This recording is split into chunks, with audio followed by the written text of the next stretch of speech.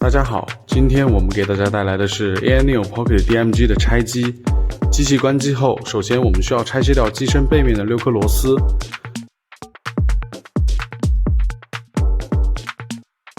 螺丝拆卸后，从机身上部入手，将机身与贝壳的缝隙打开，然后小心地将两者分离。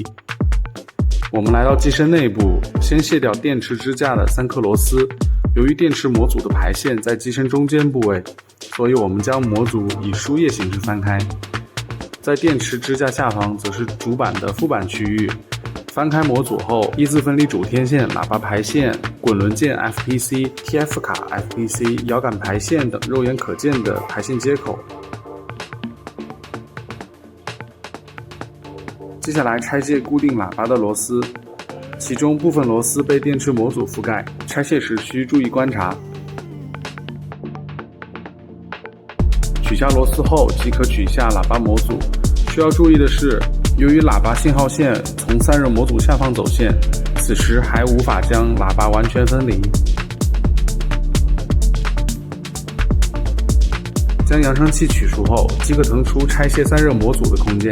接下来开始拆卸散热模组的风扇以及均热板磁片。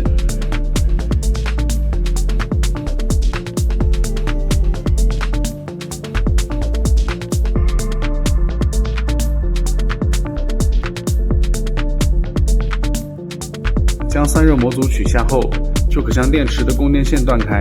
此时我们就可以将包含电池和尖键模块的电池支架模组顺利取下。下面的拆解步骤就变得简单许多。我们依次断开左侧的排线，然后断掉右侧2个扬声器信号排线，将扬声器与机身彻底分离。接下来断开屏幕排线和主副板之间的剩余所有排线。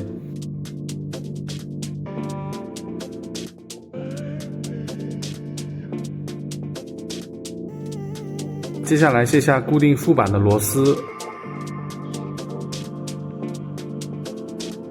螺丝拆卸完成后，翻转到正面取下左摇杆帽，即可将副板与机身分离。